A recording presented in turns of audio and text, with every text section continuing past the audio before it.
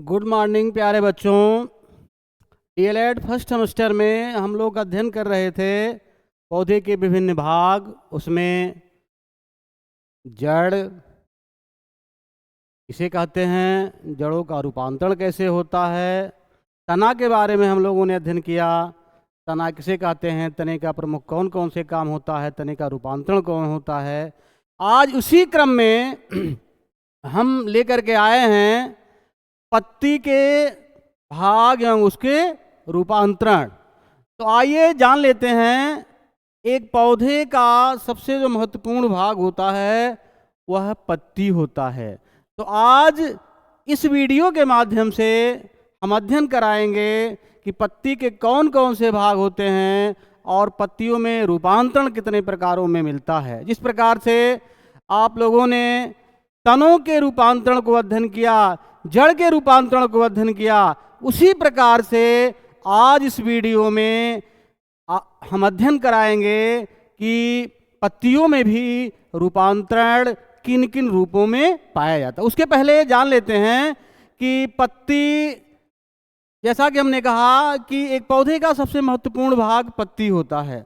पत्ती पौधे का महत्वपूर्ण भाग होता है। पत्ती हरित लवक के कारण हरे रंग की दिखाई देती है, क्योंकि हरित लवक में हरे रंग का वर्णक पर्णहरित पाया जाता है। इस वर्णक के कारण ही पत्तियां दिन में प्रकाश संश्लेषण द्वारा भोजन निर्माण करती हैं। इसका आशय ये हुआ, पत्तियों को पौधे का रसोई घर कहा जाता है। रसोई घर का आशय जहाँ भोजन निर्माण होता है। तो देखिए बोर्ड पर दिया हुआ है पत्ती के भाग एवं रूपांतरण। एक पत्ती के कौन कौन से भाग पाए जाते हैं और उनका रूपांतरण कैसे होता है, आज का विषय वस्तु यही है। तो हमने कहा कि पत्ती पौधे का सबसे महत्वपूर्ण भाग होता है। पत्ती हरित लवक के कारण हरे रंग की दिखाई देती है, क्योंकि हरे रंग के हरित लवक में पर्णहरित पाया जाता है और इस वर्णक के कारण ही पत्तियां दिन में प्रकाश संश्लेषण करके भोजन बनाने का काम करती हैं। तो आइए समझ लेते हैं पत्ती। जैसे ये तना, क्या हो गया, तना। और इसी तने पर देखिए जगह जगह नोड और इंटर नोड पाए जाते हैं। इन्हीं पर पत्तियां लगी होती है। क्या लगी होती हैं, पत्तियां। जैसे एक पत्ती का ये फिगर। तो पत्ती के कौन कौन से भाग पाए जाते हैं और उनका रूपांतरण। तो एक पत्ती के मुख्यतः 3 भाग पाए जाते हैं। सबसे पहले होगा पर्णाधार। क्या होगा, पर्णाधार। दूसरा होगा पर्णवृंत। क्या होगा, पर्णवृंत। तीसरा है पर्णफलक। क्या होगा, पर्णफलक। आइए देख लेते हैं। पर्णाधार, एक सामान्य पत्ती के कितने भाग पाए गए, 3 भाग। कौन कौन, पर्णाधार, पर्णवृंत, पर्णफलक। पर्णाधार, पर्णवृंत, पर्णफलक। एक सामान्य पत्ती के कितने भाग, 3 भाग। कौन कौन, पर्णाधार, पर्णवृंत, पर्णफलक। तो पर्णाधार पत्ती का वह भाग, पत्ती का कौन सा भाग, पत्ती का वह भाग जो तने या शाखा से जोड़ने का काम करते हैं, उसे हम क्या कहते हैं, पर्णाधार कहते हैं। यह प्रायः कुछ चौड़ा होता है। क्या होता है, यह प्रायः कुछ चौड़ा होता है। इसमें जुड़ने के लिए, जिससे इसमें जुड़ने के लिए पर्याप्त आधार मिल सके। पहला लिखा हुआ ना, पर्णाधार। पर्णाधार पत्ती का वह भाग जो तने या शाखा से जुड़ा रहता है, उसे हम क्या कहते हैं, पर्णाधार कहते हैं। क्या कहते हैं, पर्णाधार। दूसरा भाग है पर्णवृंत। पर्णवृंत को डंठल भी कहते हैं। क्या कहते हैं, डंठल भी कहते हैं। क्या कहते हैं, डंठल कहते हैं। तो पर्णवृंत इसका दूसरा नाम क्या हो गया? डंठल। यह पत्ती का डंठल होता है। यह पत्ती का क्या होता है? डंठल होता है। पत्ती का डंठल होता है। पत्ती का क्या होगा? डंठल। पर्णवृंत पत्ती का डंठल होता है। इसके ऊपरी तथा मध्य सिरा के रूप में पर्णफलक के अंदर धसा रहता है तथा निचला भाग पर्णाधार के रूप में, निचला भाग क्या है? पर्णाधार के रूप में शाखा से जुड़ा रहता है। तो पत्ती का दूसरा जो भाग है वो पर्णवृंत, जिसे हम डंठल के नाम से भी जानते हैं। तीसरा है पर्णफलक, पत्ती का हरा चौड़ा भाग, चौरस, जिसे हम क्या कहते हैं? पर्णफलक कहते हैं। यह पत्ती का हरा चौड़ा फैला हुआ भाग होता है, जिसे हम पर्णफलक कहते हैं। इसके मध्य में पर्णवृंत से लेकर के, कहाँ से? पर्णवृंत से लेकर के अंतिम सिरा तक क्या मध्य सिरा होती है। और यह जो पर्णफलक है एक जाल के समान रचना बनाती है, जिसमें वेंस पाए जाते हैं। क्या पाए जाते हैं? बेंस पाए जाते हैं। देखिए ये जगह जगह बेंस पाई जाती हैं और इसमें छोटी छोटी शिराएं पाई जाती हैं। तो एक सामान्य पत्ती के मुख्यतः 3 भाग: पर्णाधार, पर्णवृंत, पर्णफलक। एक और बात, इसी पत्ती में ऐसे छोटे छोटे छिद्र पाए जाते हैं। क्या पाए जाते हैं? छिद्र पाए जाते हैं, जिन्हें रंध्र कहते हैं। क्या कहते हैं? रंध्र। रंध्र का काम वातोसर्जन क्रिया करना। क्या करना? वातोसर्जन क्रिया करना। रंध्र का काम देखिए, पौधा जितना जल अवशोषित करता है उसको वाष्पित करके उड़ा देता है। ऐसी क्रिया को हम वातोसर्जन कहते हैं। जंगल जहाँ ज़्यादा पाए जाते हैं वहाँ वातोसर्जन की क्रिया अधिक होती है और यही वाष्पित होकर के बादल बना देते हैं और बादल बारिश करा लेते हैं। इसलिए जहाँ जंगल अधिक पाए जाते हैं वहाँ अधिक वर्षा होती है, जहाँ पेड़ पौधे कम पाए जाते हैं वहाँ वर्षा कम होती है। तो एक सामान्य पत्ती के मुख्यतः 3 भाग पाए गए। कौन कौन? पर्णाधार, पर्णवृंत और पर्णफलक। अब पर्णफलकों की आकृति के आधार पर, पर्णफलकों की आकृति के आकार पर, या कह लीजिए कि पर्णफलक में अनेक प्रकार की विभिन्नताएं होती हैं जो निम्न रूपों में देखने को मिलती है। सबसे पहले ये जान लेते हैं कि पर्णफलकों की आकार के आधार पर पत्तियां निम्न प्रकार की होती हैं। कुछ पत्तियां होती हैं जो सुई के आकार की, यानी आप कह सकते हैं इसमें पर्णफलक, इसमें क्या होता है? पर्णफलक सुई की भांति लंबा पतला होता है, जैसे चीड़। जैसे क्या हो जाएगा? चीड़। पर्णफलकों की आकृति के आधार पर या विभिन्नताओं के आधार पर पत्तियां विभिन्न प्रकारों की पाई जाती हैं। सबसे पहला सूच्याकार। सूच्याकार का अर्थ है ऐसी पत्तियां, ऐसे पौधे जिनकी पत्तियां सुई के आकार की पाई जाती हैं उन्हें सूच्याकार पौधे कहते हैं, जैसे चीड़। क्या हो गया? चीड़। दूसरा रेखाकार। रेखाकार, इसमें पर्णफलक लंबा शकरा तथा फीते के समान होता है। इसमें पर्णफलक क्या होगा? लंबा सकरा फीते के समान होता है, जैसे गेहूं, धान। क्या हो जाएगा? गेहूं, धान। गेहूं, धान।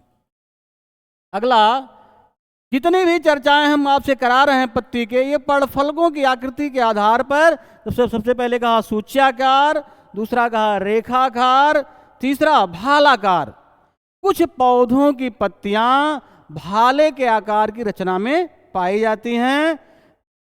इनमें पर्णफलक भाले के आकार, यानी बीच में कुछ मोटा तथा किनारों अथवा सिरों पर पतला हो जाता है, जैसे नीरियम। जैसे क्या हो गया? नीरियम।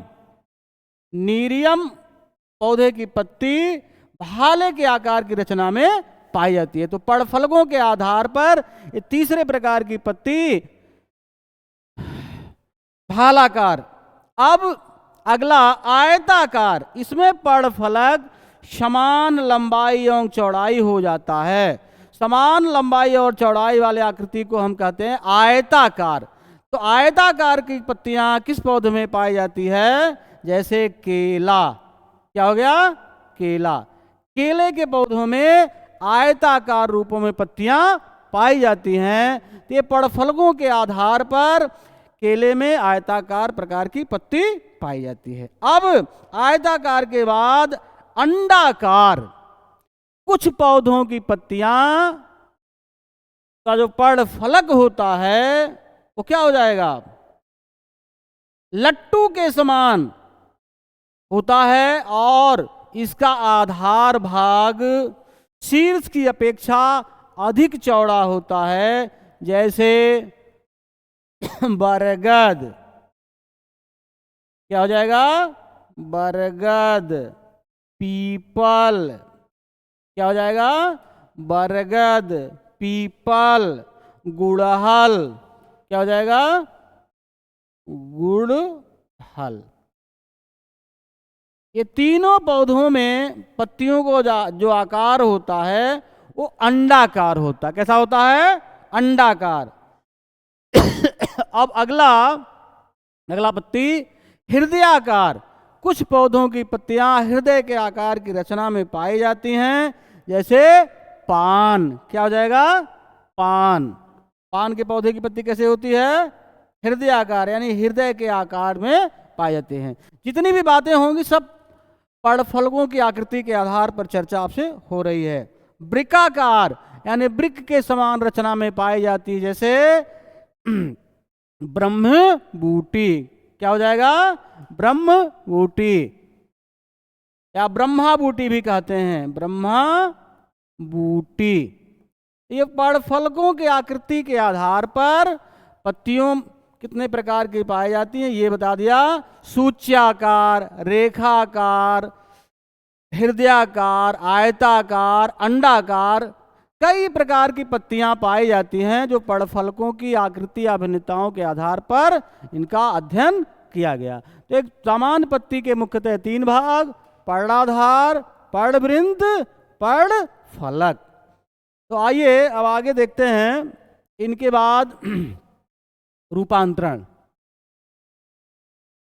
या रूपांतरण के पहले हम चर्चा करा देते हैं कि पत्तियां सूच्याकार, हृदयाकार, भालाकार, आयताकार, अंडाकार, ये तो पर्णफलकों के आधार पर या भिन्नताओं के आधार पर हो गया।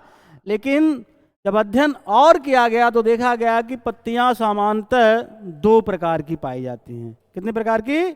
2 प्रकार की। एक तो सरल पत्ती और दूसरा संयुक्त पत्ती। यहां भी एक बार पुनः आपको नाम लेना पड़ेगा।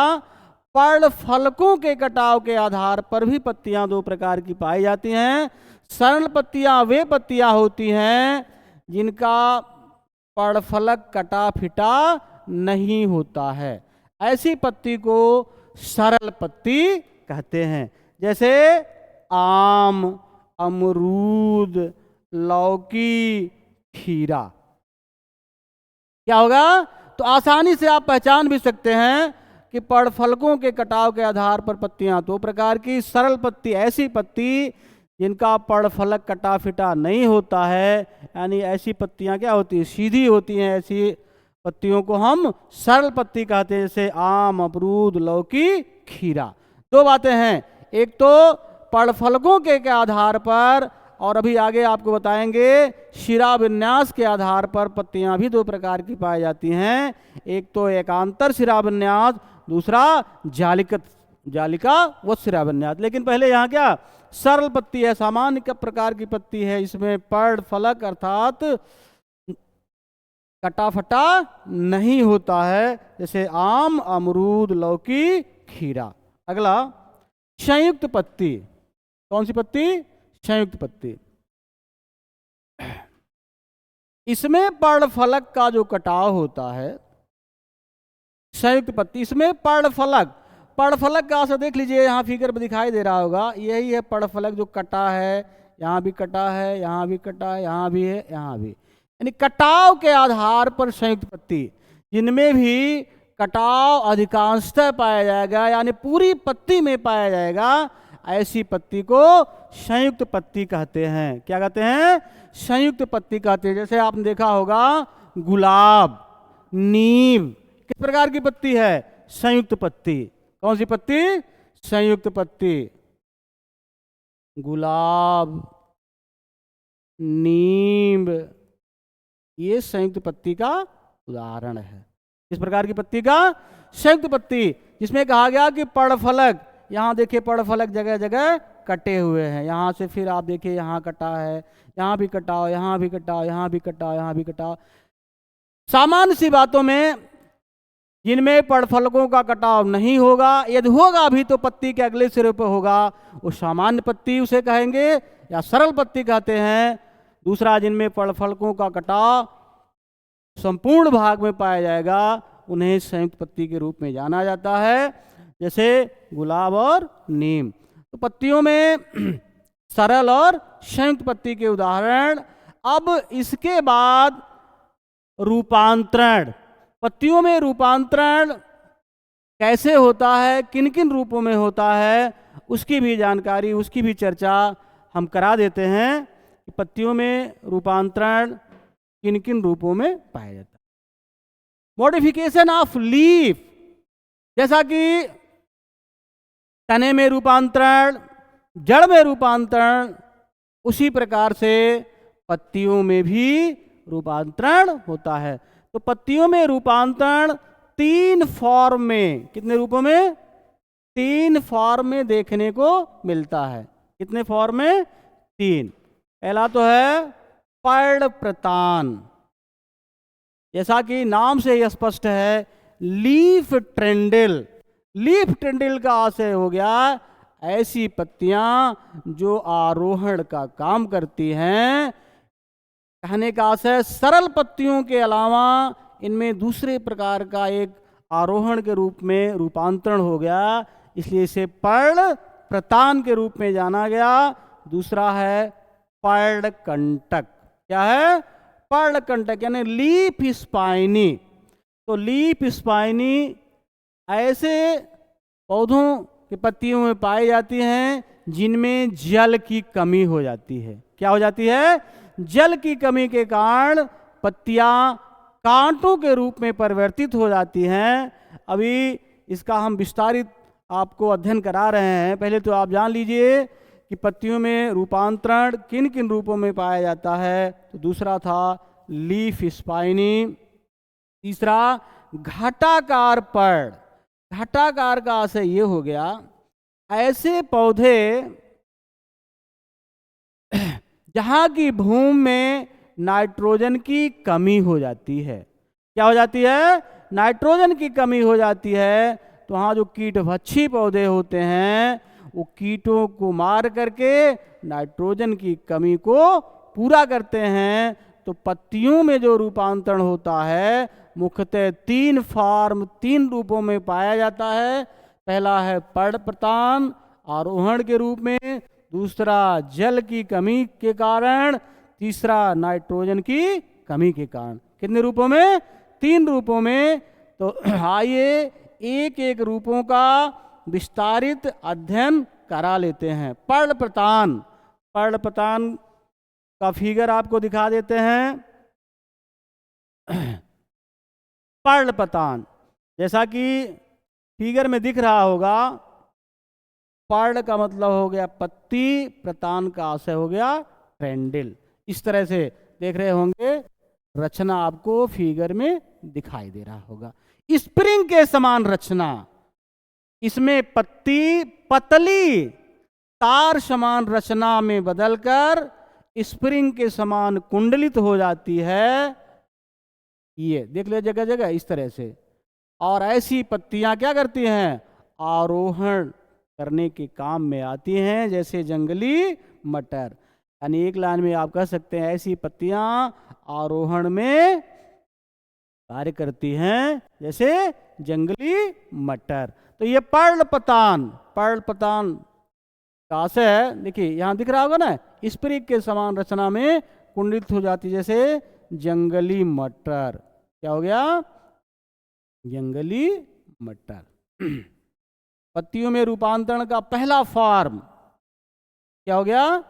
पहला फॉर्म, पहला रूपांतरण जंगली मटर। फिर अब दूसरा रूपांतरण देख लेते हैं। दूसरा रूपांतरण पर्णकंटक। क्या हो गया? पर्णकंटक। पर्ण माने पत्ती, कंटक माने कांटे। पर्णकंटक, लीफ स्पाइनी, इस प्रकार की पत्तियां जहां जल की कमी हो जाती है। क्या हो जाती है? जल की कमी हो जाती है, इसमें पत्तियां नुकीली कांटों में रूपांतरित हो जाती हैं। इन्हें पर्णकंटक कहते हैं। देखिए जगह जगह कांटे पाए गए। क्या पाए गए? कांटे पाए जाते, जैसे नागफनी। क्या हो जाएगा? नागफनी। पर्णकंटक का सबसे अच्छा उदाहरण क्या है? नागफनी। ऐसी पत्तियां कहाँ पाई जाती हैं? जहाँ की भूमि में जल की कमी होती है, और जल की कमी होने के कारण पत्तियां नुकीली होकर के कांटों के रूप में परिवर्तित हो जाती हैं, जिन्हें पर्णकंटक कहते हैं। इससे एक लाभ ये होता है कि जो चरने वाले जीव जंतु हैं इसको नुकसान नहीं पहुंचा पाते हैं, और ये जंतुओं से पौधों की रक्षा करते हैं। और दूसरी विशेषता कि मरुस्थलीय स्थानों पे एवाप्सोर्प्शन क्रिया की दर को कम करते हैं। तो पर्णकंटक यानी लीफ स्पाइनी रूपांतरण का दूसरा फॉर्म, और उसका उदाहरण नागफनी। देखिए जगह जगह कांटे आपको दिखाई दे रहे हो। तो पत्तियों में भी रूपांतरण दूसरे फॉर्म में, जहां पे जल की कमी पाई जाती है। अब अगला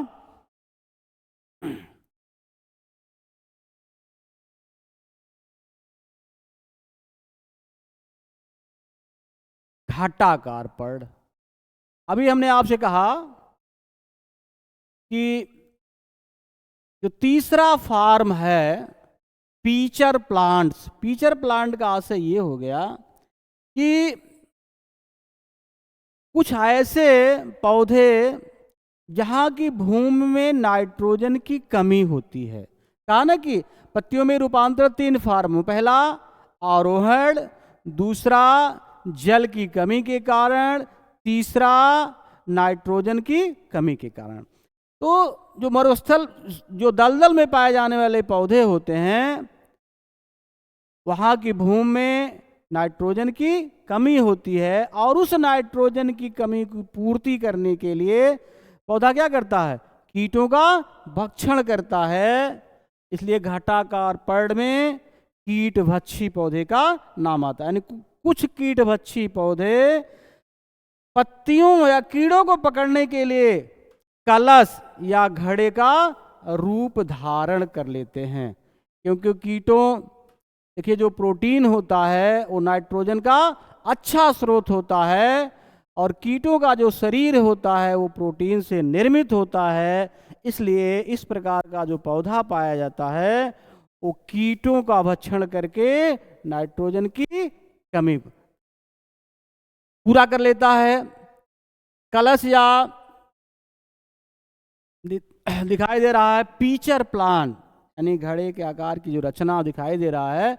यहाँ पीचर कैप लगा हुआ है, यहाँ विंग यानी पंख है, रिप्स है। जैसे ही कीट क्या करेगा? यहाँ आएगा और इसका ढक्कन बंद हो जाएगा, और पाचन की क्रिया करके पौधा नाइट्रोजन की कमी को पूर्ण कर लेता है। तो ये घटाकार पर्ण है। कहने का आशय है इसमें कीटभक्षी पौधे आते हैं जो नाइट्रोजन की कमी को पूरा करने के लिए, जैसे डोसेरा हो गया, घटपर्डी हो गया, नेफेंथीज हो गया, ये नाइट्रोजन की पूर्ति कर लेते हैं। तो पौधों पत्तियों में रूपांतरण तीन फार्मों में पाया गया। आरोहण, दूसरा जल की कमी, तीसरा नाइट्रोजन की कमी। तो इस प्रकार से आज के इस वीडियो में एक पत्ती के कौन कौन से भाग पाए जाते हैं इसकी चर्चा कराया। एक पत्ती के सामान्यतः 3 भाग: पर्णाधार जो शाखा अथवा पत्ती को जोड़ने का काम करता है, दूसरा पर्णवृंत इसे डंठल के नाम से जानते हैं, तीसरा पर्णफलक पत्ती का हरा चौड़ा चपटा भाग पर्णफलक कहलाता है। और पर्णफलकों के आधार पर, आकृतियों के आधार पर, भिन्नताओं के आधार पर सूच्याकार, हृदयाकार, भाल, आयताकार, अंडाकार प्रकार की पत्तियां बताई गई। उसके बाद आपको सरल पत्ती बता दिया। सरल पत्ती किसे कहते हैं, संयुक्त पत्ती किसे कहते हैं, और उन्हीं के आधार पर जालिका व सिरा विन्यास के आधार पर भी पत्तियों का विभाजन किया गया। जैसे जिन कुछ प्रकार की पौधों की पत्तियां जो लंबी होती हैं, जैसे आपने देखा होगा गेहूं, धान, मक्का, इनमें समांतर शिराविन्यास पाया जाता है। लेकिन जिन पौधों की पत्तियां छोटी होती हैं उनमें जालिकावत शिराविन्यास पाया जाता है। जैसे देखा होगा आम की पत्ती में कौन सा शिराविन्यास पाया जाएगा, जालिकावत शिराविन्यास पाया जाएगा। तो आज के इस वीडियो में पत्ती के कौन कौन से भाग और पत्तियों में रूपांतरण कैसे होता है।